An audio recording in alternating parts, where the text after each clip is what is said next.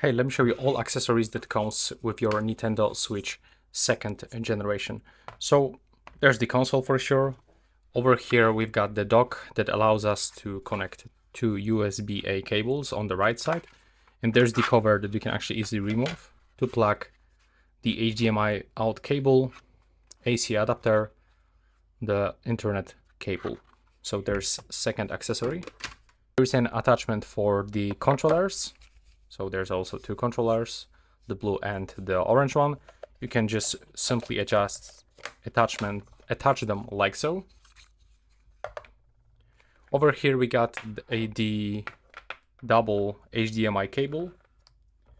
There's the double USB-C cable, AC adapter, and over here we got covers for our controllers. You can also find some paperwork, but it's nothing interesting. On this red and the white small cards you can find reading code for the Mario card.